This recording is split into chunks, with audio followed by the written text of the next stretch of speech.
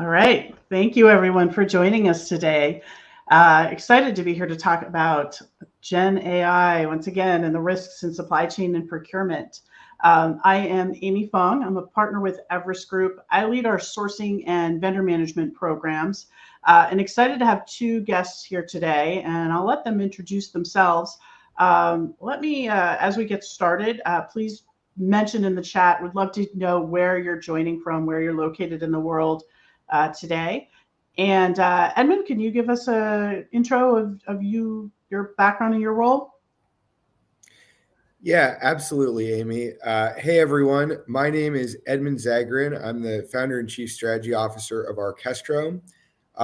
My background is actually in procurement and data science, and so using predictive models to help procurement teams make better decisions and achieve accelerated financial outcomes that align with tangible business impact.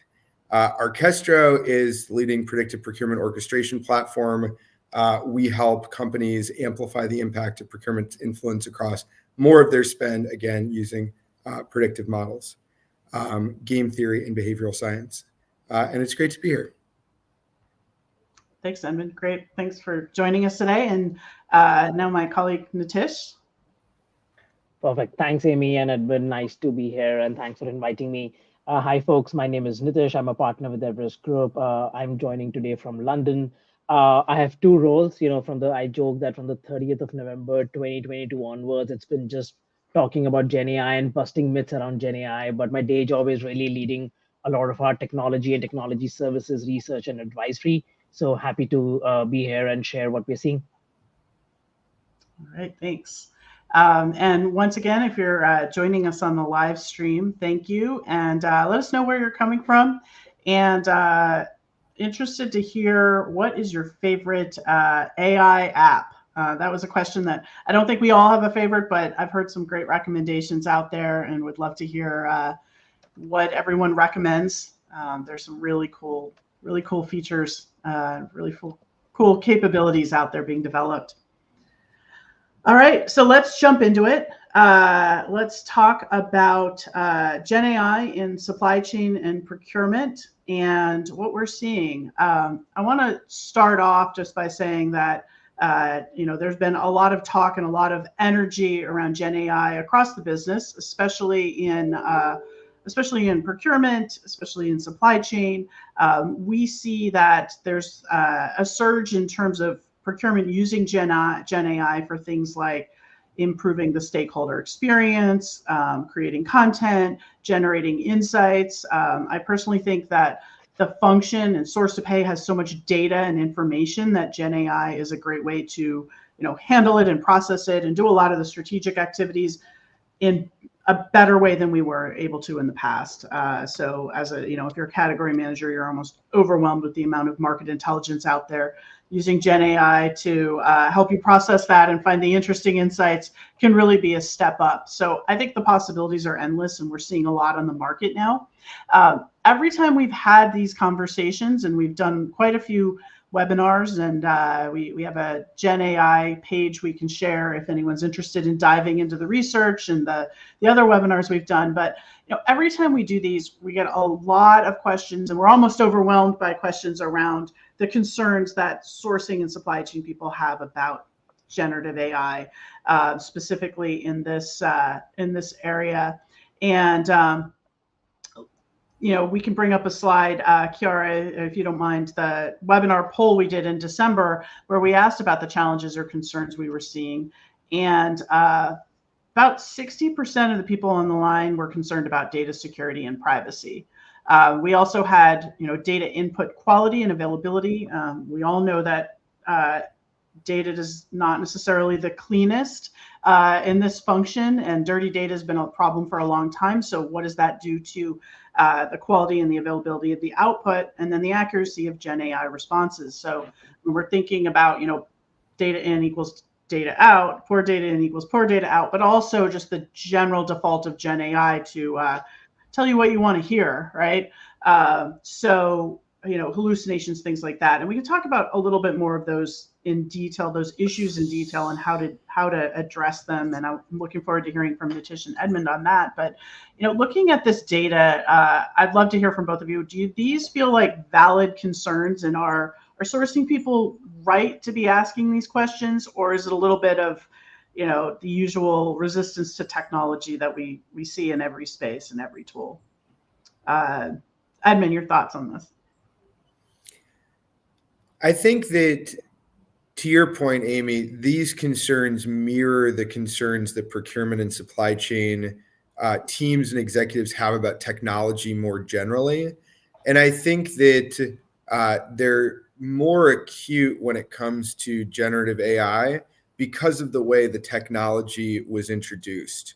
So if you think about the current kind of buzz around Gen AI, I mean, it really began with the surge in popularity around Chat GPT, and this technology, ignited a firestorm among other companies making large language models, and then even more larger ecosystem of companies putting them to work on various use cases. And so, if you think about that, concerns like data privacy and security become paramount, in part because you have people putting data into these solutions that are owned by third parties, and the custody of that data and where it might end up then becomes a source of anxiety for managers and security teams. But it also, becomes, I think, when you look at the category manager and the strategic sourcing function as a whole, it's also becomes concerning when you begin to rely on a generative AI agent as a trusted source that potentially has the propensity, as you stated, to hallucinate or to get it wrong some percentage of the time. And so I think those two concerns in the case of generative AI become paramount in the case where it's A, being used as a knowledge base to search existing internal information, or B, to look outside of your four walls from a data perspective and gain more intelligence about markets or the kind of like larger supply base outside of your company. Yeah, great points. Nitish, your thoughts on that from the tech perspective? Yeah, absolutely. I don't want to sound like we're in an echo chamber, but I completely agree. I think I see two things happening. I think, these things are critical and the concerns are quite valid, especially as we think about clients moving into what I'd call is the third phase of their Gen AI journey, which is moving from pilot to production. A lot of them were happy doing this or had limited concerns when this was done in walled gardens. There were a lot of pilots and POCs happening.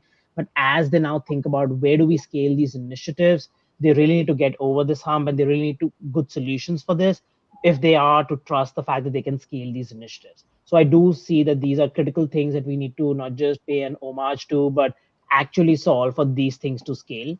I think what we're seeing as a result is two things. One, we're seeing some interesting developments from technology providers, both on the software foundational model side, but also services.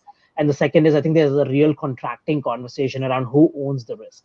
So I think what we're seeing in terms of technology developments are people realizing more and more that you still need a human in the loop. So how do I confirm that the data is accurate? It's been annotated well. So a lot of interest in data annotation and labeling. And then what also gives me hope is even big technology companies are using AI for good initiatives, which is making sure that from a user, crowdsourcing perspective, user centricity perspective, looking at bias in data, this has, I think, in some ways shown a light on the fact that you need a critical data foundation for you to do Gen AI. Gen AI cannot be built on a weak data or foundation. And in some ways, just like we had data move to data ops, ML move to ML ops, this whole conversation on LLM ops is becoming really important. So I think there is a contracting issue, but I think there's this whole ops environment around managing this, which is shining a light back on the critical data foundations, which sometimes get missed in this mania and frenzy. Yeah, great point. I'd love to dig into a bit of what some of these risks are. While we're talking, and we can kind of bring up a slide that shows the overview of risks across the business. This is a graphic that Everest Group has kind of developed as we've been working with clients and working with a lot of the tech service providers. Data security and privacy is really the big, the number one area that we've just kind of hit on. Explainability, trustworthiness, hallucinations. Also a risk, we rate that a little bit lower, than the security and privacy issues. Ownership and responsibility with Nitish, I think you both mentioned a little bit about, who owns the data, copyright ownership, things like that. And then the bias and the ethical considerations. And I know that, this may have different implications depending on how you're using it. Edmund, I know you have a deep interest in the ethical use as well, and want to get to that in a second. But let's, Nitish, I think your point on kind of the LLM ops is really interesting, and let's talk a bit more about the data security and privacy, and how that might show up in sourcing and supply chain. And Edmund, from your perspective, how do we get around that, right? What are some of the models and the tactics that, if you're a sourcing or an IT or a supply chain leader, what should you be putting in place, right? How do you approach Gen AI? And I talk to people all the time. I ran into a legal general counsel from a CBD platform the other day who was like, yeah, I need to write a policy on Gen AI. Like, they haven't even written a policy. They haven't done anything with it yet. What should they be looking at in terms of the structuring and the usage and, allowing, not allowing? How do you start out, right? Yeah. So Amy, I think those are great points, and let me try and unpack that at least for a few of the more fundamental dimensions that we are seeing. I think when it comes to, first of all, data security and privacy, I think, while that's always been a concern in sourcing and supply chain and enterprise technology more broadly, I think this becomes multifold when it comes to Gen AI, because I think in some ways sourcing and supply chain professionals and executives have two sort of risks that they're trying to think about when it comes to data security and privacy. One is, how do they ensure those guardrails for their own Gen AI implementations and usage? But how do they also have trust in how their suppliers are using this, right? How do they trust, the data that's gone into supplier solutions, partner solutions on this? How do they do, things like, we have started to hear of new services like AI assurance, which is you really need some certification in terms of, is your partner's model trained on ethical data, bias-free data, and so on. So there are two ways, in some ways, that they're looking at it. But if you really think about, the principal risks that they're trying to guard against, one is really, how do you think about, not exposing sensitive data and increase your data liability or your risk of data breaches? I think that's a very critical thing that people are thinking of, especially as we go from pilot to production, right? If you're exposing this to enterprise-wide or function-wide data, how do you make sure that doesn't expose sensitive information that should not be, whether it's financial records, trade secrets, and so on. The second thing I think people are thinking about is privacy erosion, which is that, we are in this year of 2024 where we have more elections than ever before. So the whole conversation on deep fakes is very, very pertinent socially, but it's also pertinent from an enterprise sourcing standpoint. So how do you make sure it doesn't do that? And then I think is the bias in output, which, to your point, is, data is, the output you get is only as good as the data that goes in, but also the lack of transparency, which is, how do I make sure that I can understand the audit trail of why a certain outcome has been achieved? So I think those are the principal risks that people are trying to ensure. And while I say that, I also want to make it clear that I'm quite bullish on how generative AI will pan out. Mm-hmm. I just think we need to solve for some of these more fundamental things before it can truly scale. Edmund, I know you have thoughts. Go ahead.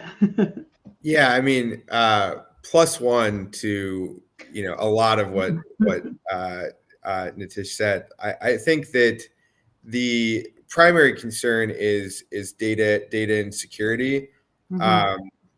I think, though, that one nuance that I just want to double click on is this idea that you have procurement and supply chain teams going, well, I'm not using generative AI, or like my team isn't really using it, or like we don't necessarily see the business application, so I don't need to worry about this. Right. And the reality is that your suppliers are using this technology, right? Like if you look at how ubiquitous this has become in such a short period of time, everyone's suppliers are implementing this technology in a whole host. In some cases, it's not independent. In some cases, it's within applications. But if you just look at the number of companies that use Microsoft and how Microsoft is implementing this technology, it's really it's really incredible. And so I think that supply chain and procurement actually has to play a role in the development of companies' generative AI strategies more broadly, if Yeah. only for the reason that we need some expectations, governance, agreements around how our suppliers are using generative AI if they're handling sensitive information, if they're handling information from our company that might be covered under a non-disclosure agreement. Having explicit covenants, restrictions, or expectations stated with suppliers around the use of generative I think is absolutely critical for every company day one. And I think the teams that aren't kind of bursting through the doors and saying, hey, we need to get something in place here, will look back on this as a missed opportunity. The thing that I would say more broadly, though, is that, look, procurement, digital transformation, everyone's at a different place, and quite frankly, a lot of people are a lot earlier than I think.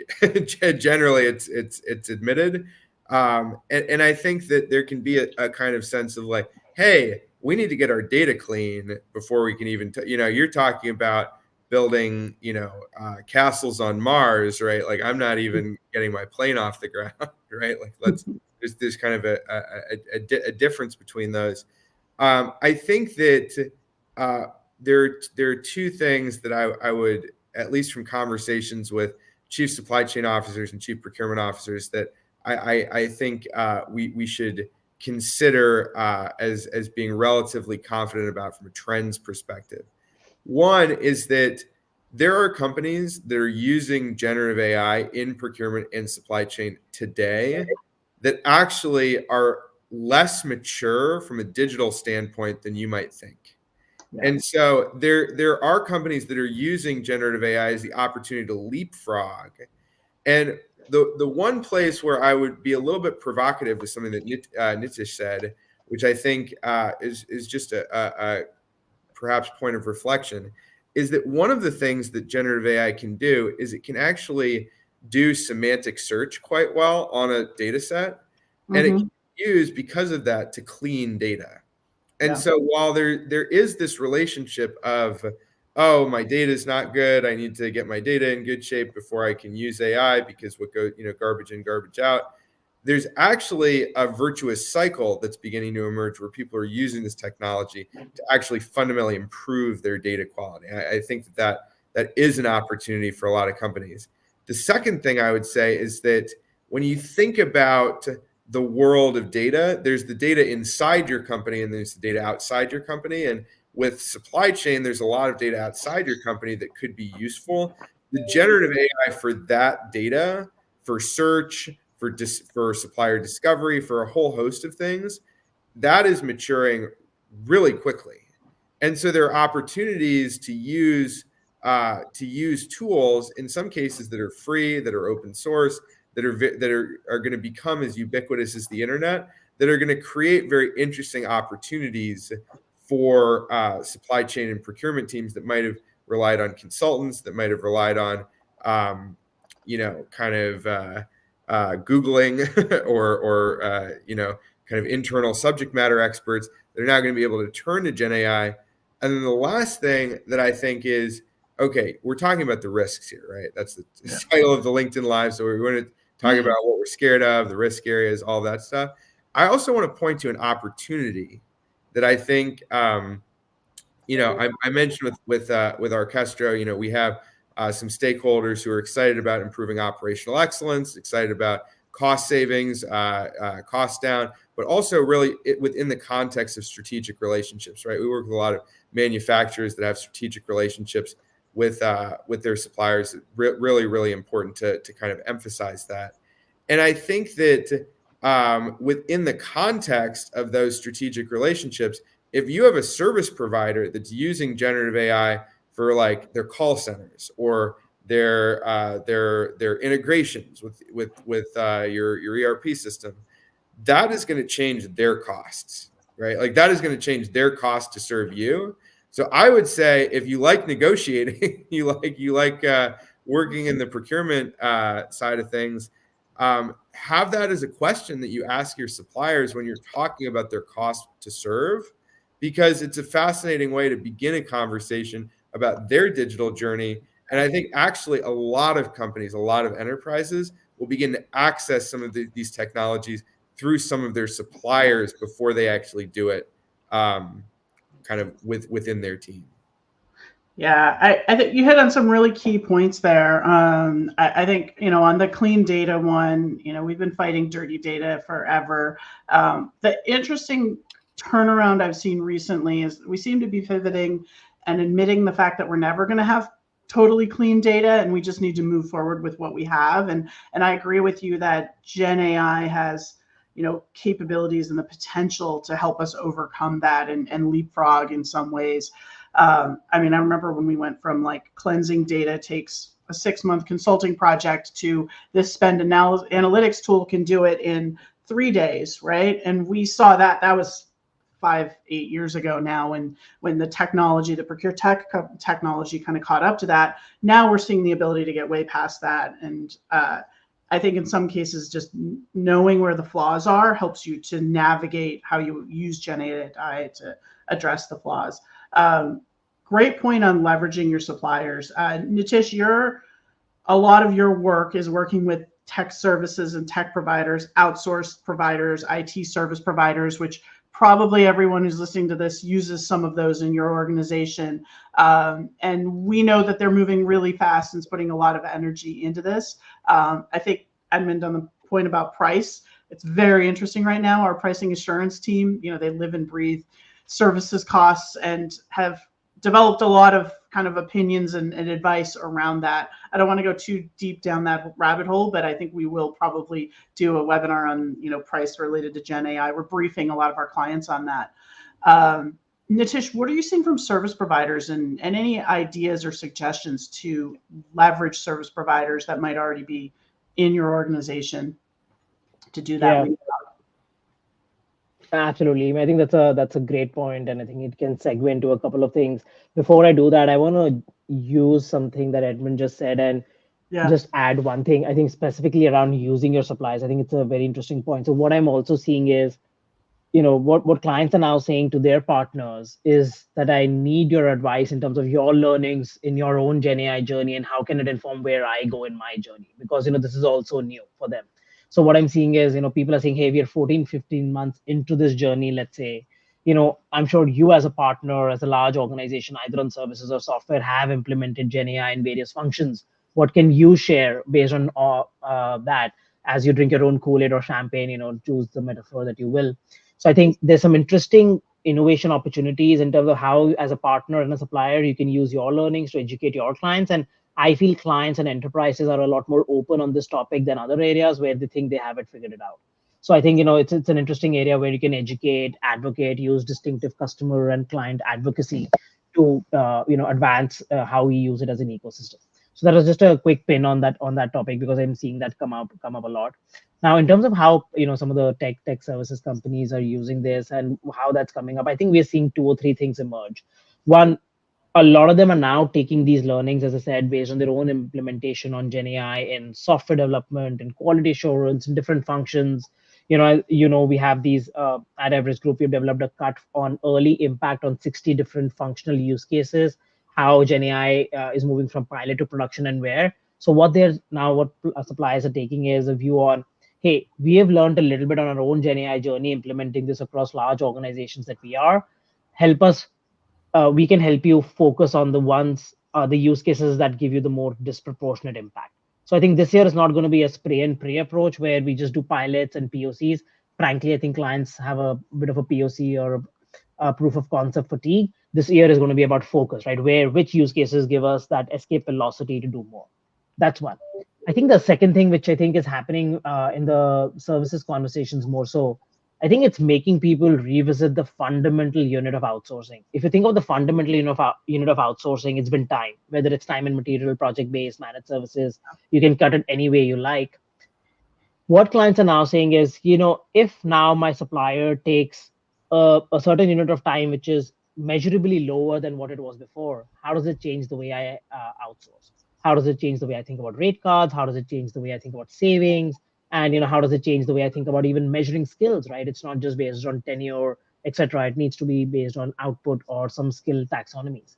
So I think it's a big shift eventually in terms of how we also think about outsourcing.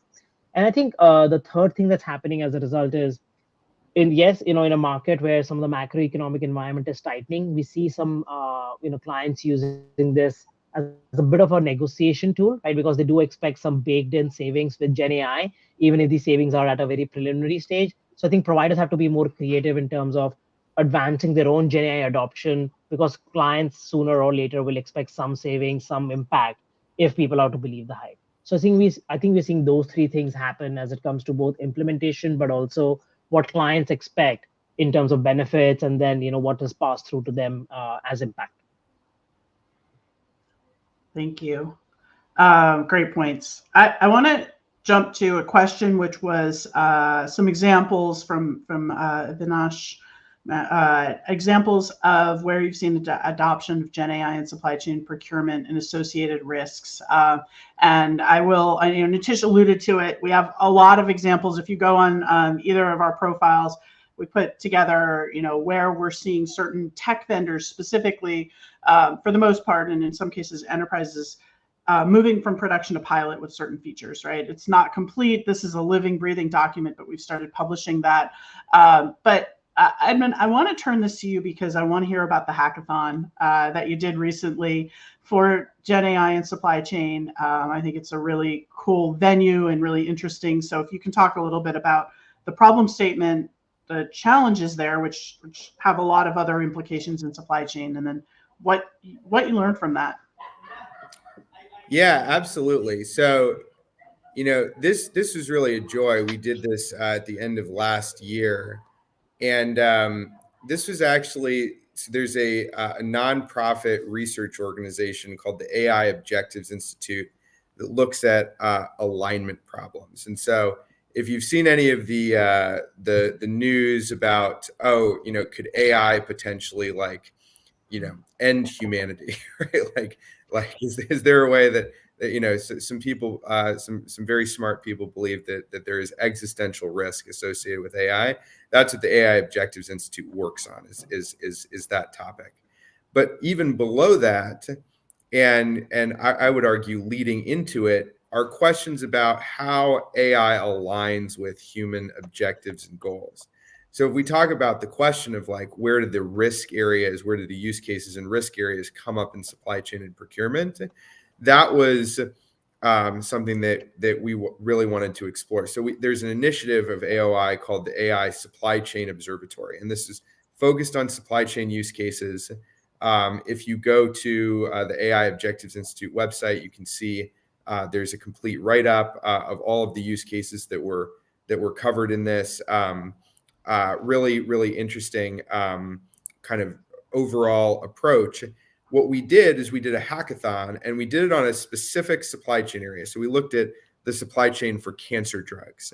And for those that have been following this, the supply chain for cancer drugs has been disrupted in North America over the past year. It's a national crisis, to the point that in September of last year, the FDA granted an emergency exemption to import 14 lots of cisplatin, which is one of the most common chemotherapy drugs, without which the United States would not have been able to meet literally its ability for cancer patients to get life-saving drugs.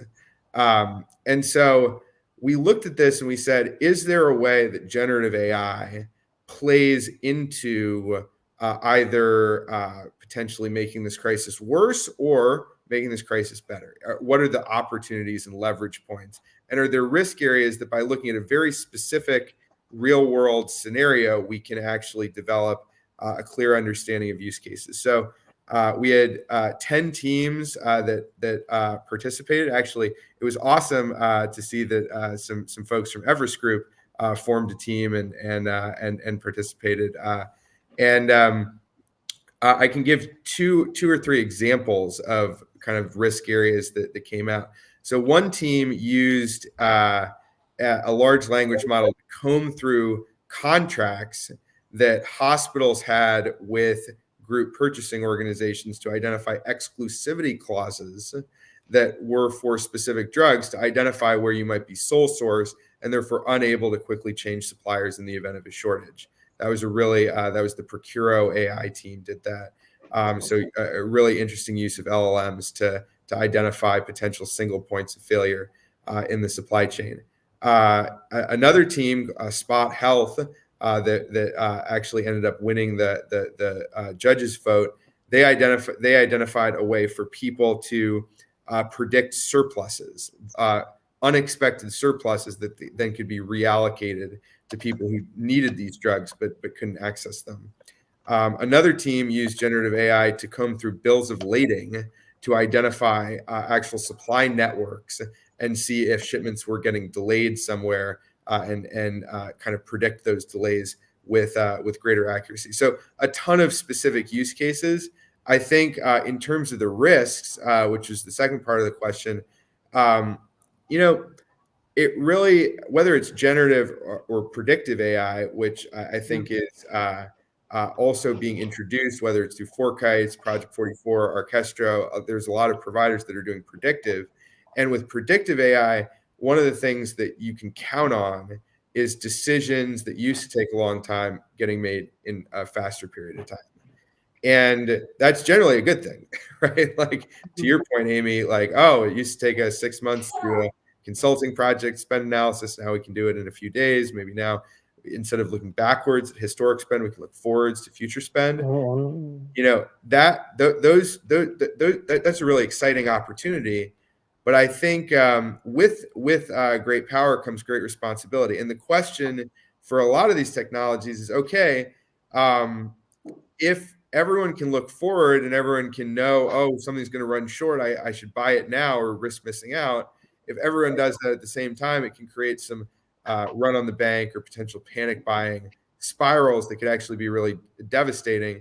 And we're looking at how that potentially even changes this concept in supply chain known as the bullwhip effect and potentially exacerbates some of the challenges there. So a ton of great stuff is happening, but I also I want to emphasize, don't leave it to chance that this will go well, right? In your company, in your team, figure out ways to put governance practices in place to make sure that this is being used safely and responsibly and having a beneficial effect rather than reinforcing previous decisions that might not have been as chosen as your company would want them to be.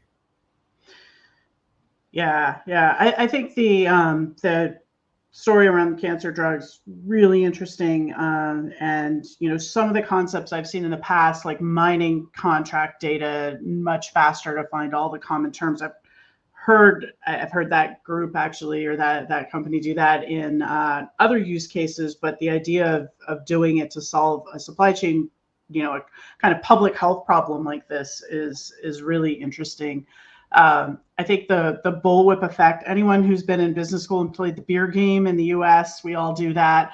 Or I'm not sure if every country does that, but we all lived the bullwhip effect and kind of the amplification of supply chain shortages during COVID when the toilet paper shortage and all of that. So I think those kind of impacts are more understood by the general public today.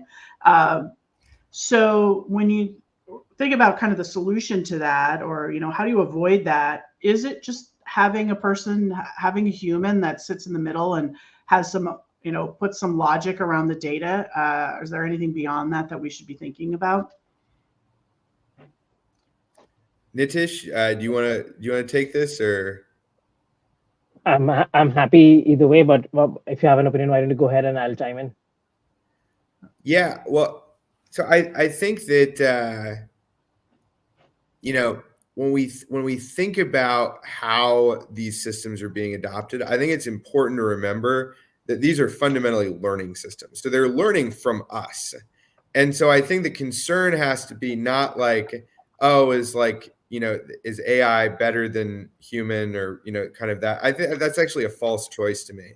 I think the things we have to worry about are, what are decisions that we're not proud of that we've been making at scale for a long time that AI is going to learn from. And then we're going to go like, oh, well, we didn't want that. And the AI is like, what do you mean you didn't want that? And why have you been doing it this way? Because that You did showed it that 752 times. right? Exactly. Yeah.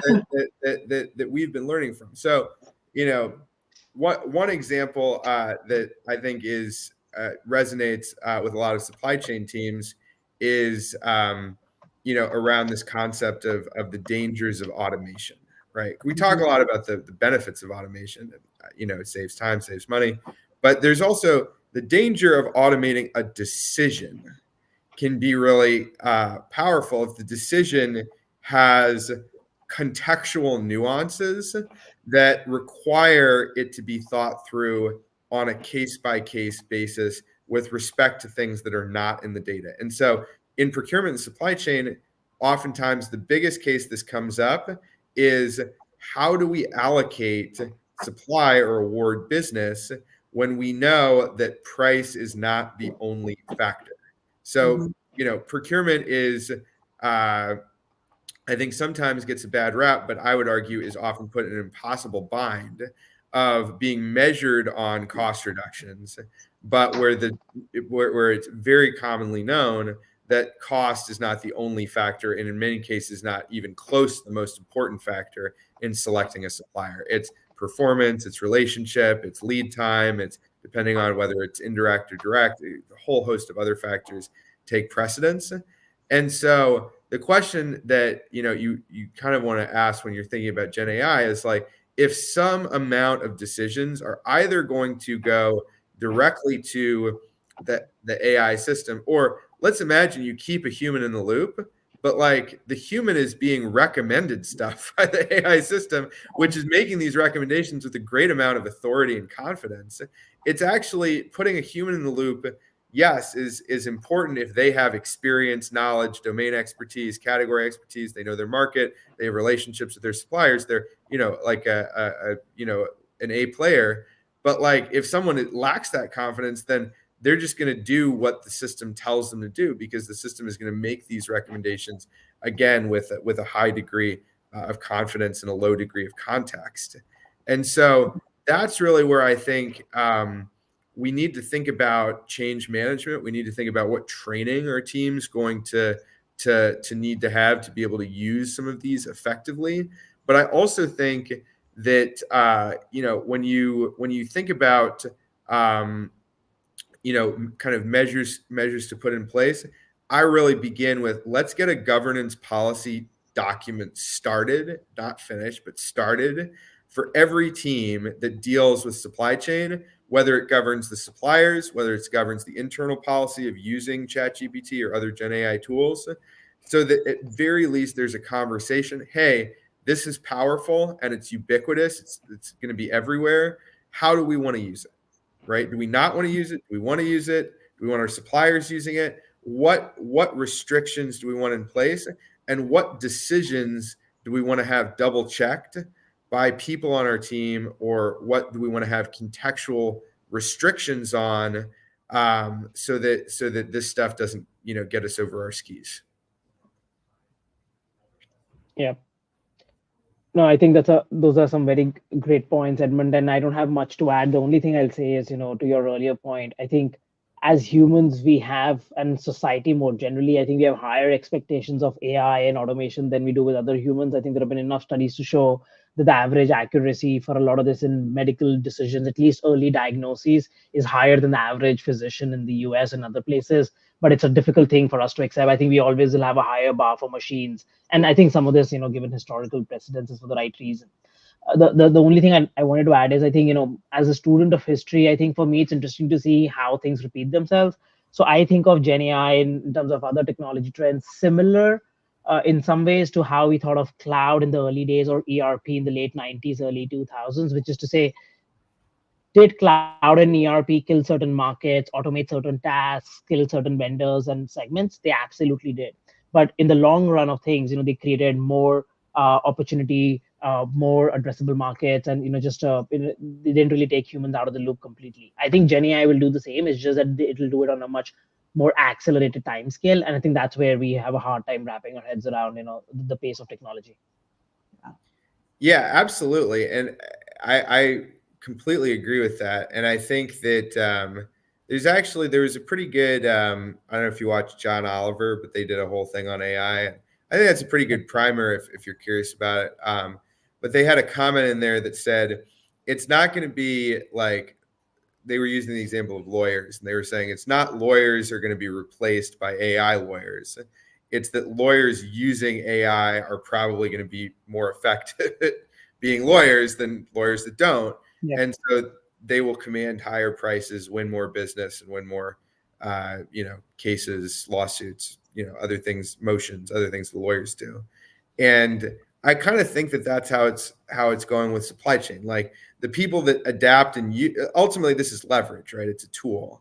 And so the people that have better tools get more done and they're more effective, and the companies that do it at scale, there's competitive advantage to do that, which is why I think people are interested in using it in the first place. But you're completely right. Like with cloud and some of these other things, like in the long term, these have to be viewed as accretive, not necessarily zero sum, because otherwise you kind of can tie yourself in knots going, well, like, is it actually desirable? Like, do we want to do this? Is this what the org looks like? And the reality is the toothpaste kind of out of the tube on this stuff. Like it's out in the world. Like people, I think, are living in a little bit of a fantasy land if they go like, oh, well, we're just going to sit this out. Like that's not really how we're all connected, in this very intertwined world. And so I think the question is more like, how do we navigate it together?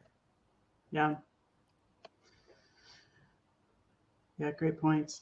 I see a question in here about IP, the challenges and issues we foresee with IP and regulatory. And I think in general, how this gets regulated and what happens is a key, decision and process right now. Nitish, I'll start with you this time. Where do you see that going? What are your thoughts?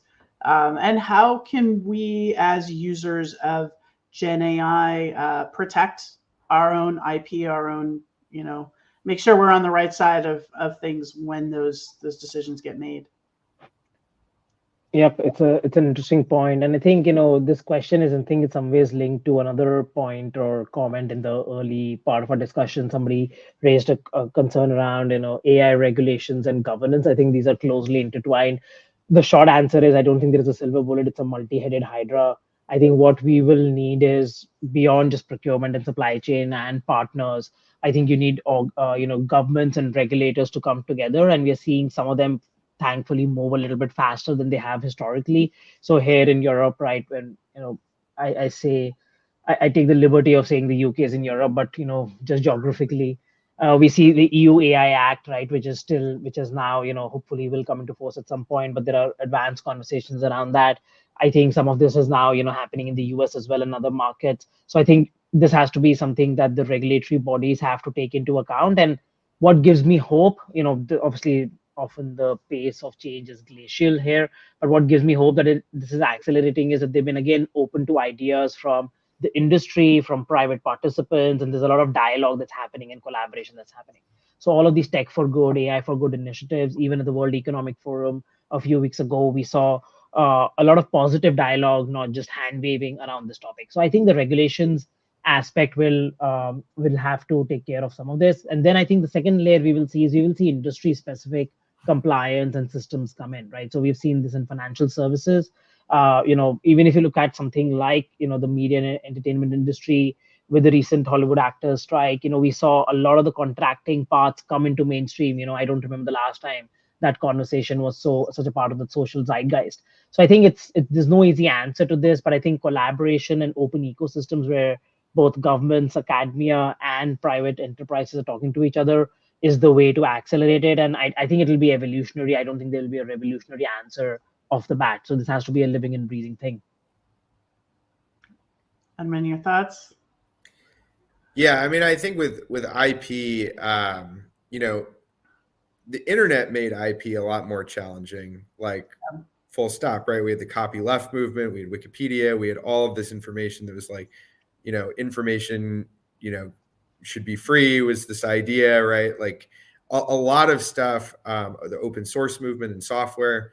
So, just, the IP rights and issues had already come under challenge, but for large enterprises, that there'd been kind of this walled garden of like, okay, we're going to keep all of this stuff in here. It's not going to be affected by a lot of this stuff. And I think to some extent, what generative AI has done is it has allowed people to connect these internal data stores to the internet, right? Like in a very material way, despite the fact that the systems might not be. And so, I think that, the question I would say is like more so, yes, people want to have robust copyright protections, robust intellectual property protections. I think that it will be interesting to see how secret keeping evolves in this era. I'm actually not confident about making any predictions in that area. I think we're still kind of seeing how it goes. But I think you're also going to see more systems that are air gapped. People say, hey, it has to be used. Data has to be consumed in a very prescriptive way if it's protected or personal, especially in medical and defense. I think you're going to see that. And then I think that in terms of regulation, I mean, Nitish, 100% on point with the comments about regulators are aware of this. They're acting swiftly. If you look at the United States, the executive orders around AI, some of the other regulatory action. But I think there's also going to be pressure around auditability from a bias and fairness perspective that's going to create a little bit more action even for IP. If you look at New York just passed the first algorithmic bias law, which I think is fascinating. So if you use AI in hiring decisions, right? It used to be you could have AI go through a stack of resumes, at least do a first pass, take some out, put some in.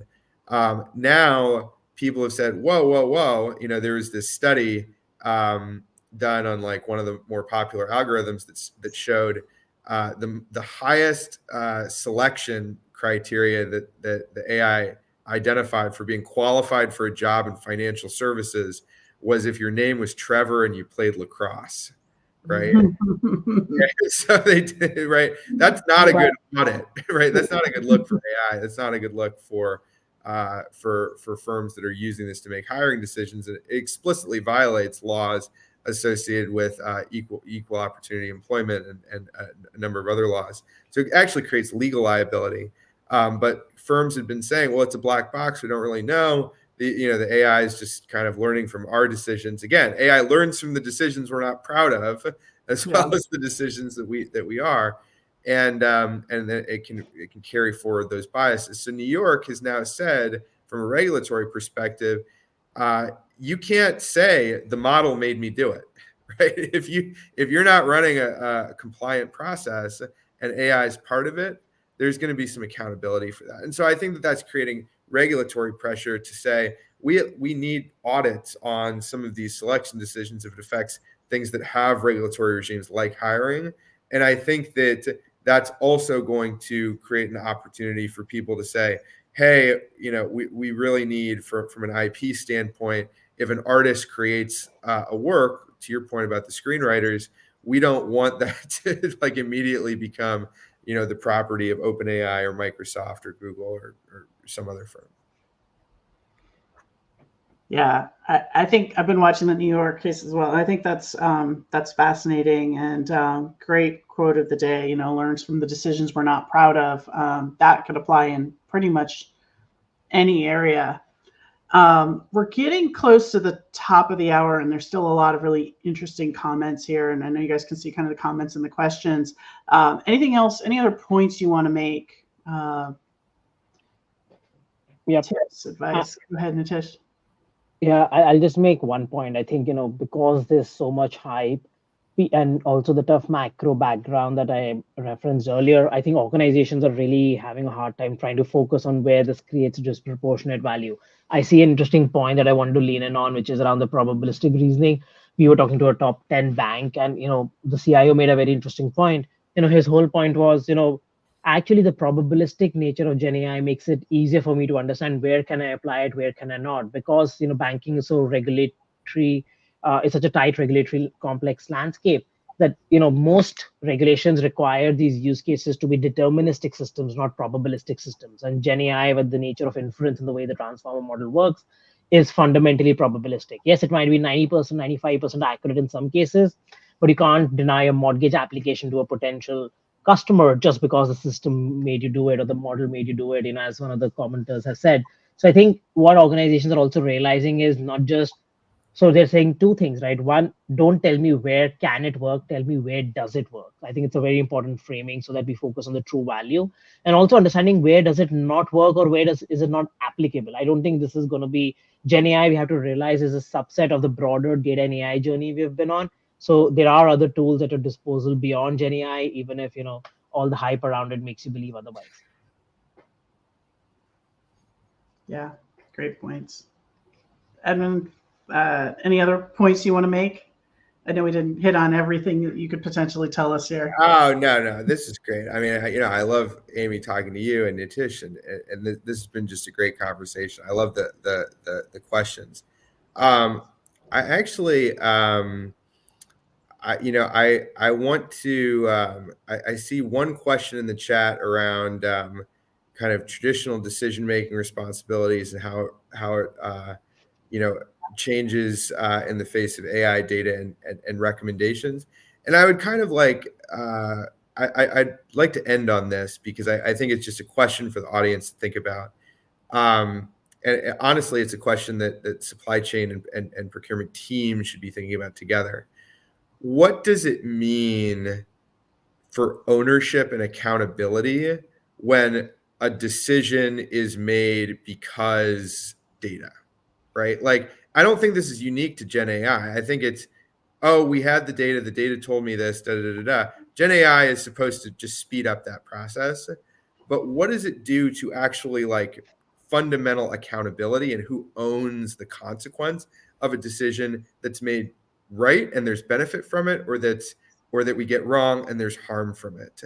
And I think that and this is why I really do think that beginning with a discussion around policy governance, and Amy, you and I have been working on this template for a little while of some places that people can get started. I know Everest Group has some ideas around this, but I'd be happy to share with anyone that's interested in this discussion. But I think what AI does is it holds up a mirror to us, and it says, actually, now that we're the teacher and it's the student, and we have to worry about what we're teaching it by our decisions, what do we want to say we own and are accountable for from our decisions when we're increasingly being pressed not to make them in a vacuum, but to do them using data? What happens when the data's wrong, right? We make the decision, something bad happens. How does accountability change in that paradigm? And that's why I think AI safety and ethics is like this super primary concern, because it actually goes into just fundamentally management practices. Like, how do we manage a team and how do we get that right? Yeah, great points. This has been, I appreciate you both being here today.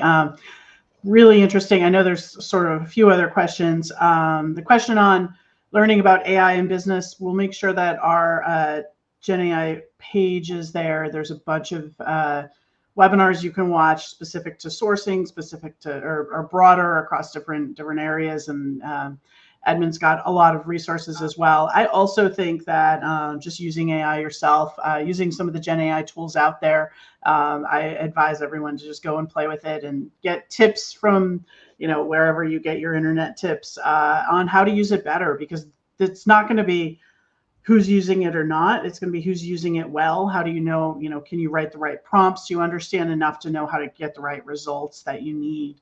And I'm going to end on the question I started with, because I think we had some people join. I saw one vote for Grok.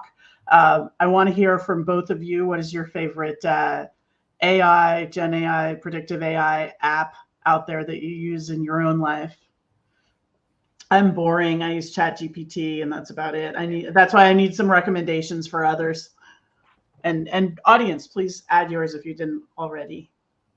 Nitish, what's your favorite? Yeah, I'm going to be boring as well. I will, wear our Everest Group brand and say I like our intelligence search that we've used internally, because the whole co-pilot thing has made such a big difference to my day-to-day life. I think, the fact that you can have somebody in your corner triaging documents, work through, and it's all on our internal data and our reports. I think that's made my life immeasurably better. So I'd vote for that, even if that's not the most funky answer.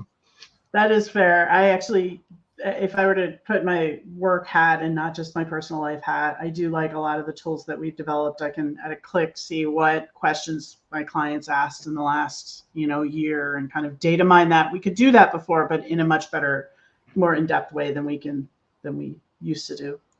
That's a little boring, but Edmund, I know you've got a lot.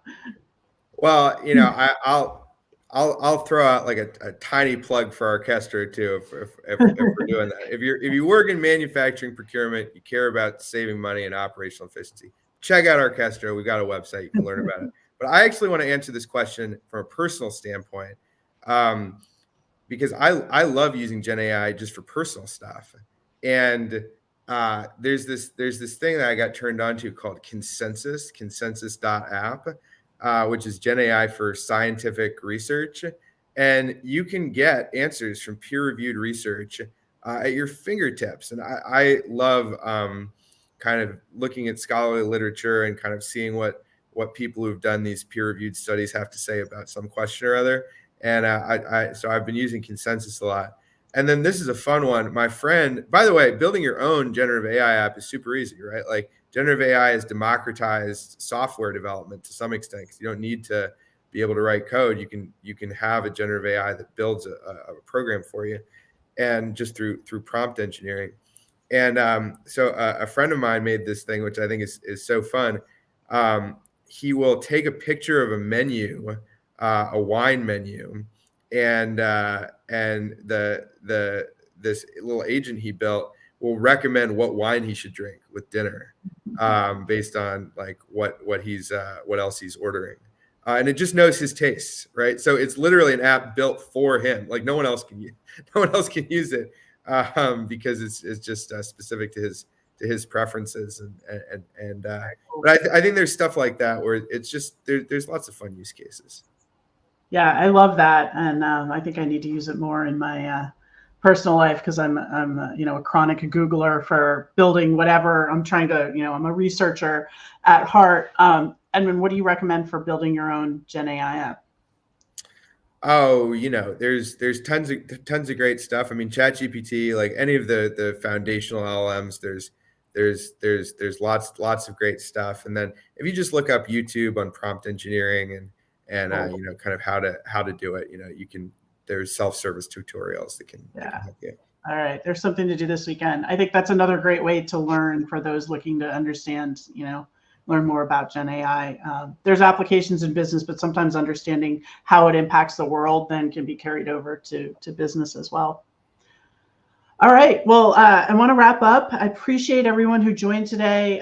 Continue to comment. You can certainly watch this and reach all of us on LinkedIn. You're all likely on there right now. And I know there'll be a couple of links in the chat. I know there's a report on Gen AI that we've been sharing. It's pretty hefty, and it's a great way to also understand how Gen AI is changing the market, changing the world from a business standpoint. Everest Group focused really on global services and next gen technology. So reach out if you have questions in that area. Edmund, great experience. You heard all of his expertise. I'm a fan of Orchestro as well and what they've done in the market with predictive AI and with pricing and everything. And make sure you check them out if you have an interest or a need there. Thank you, everyone, and have a great day.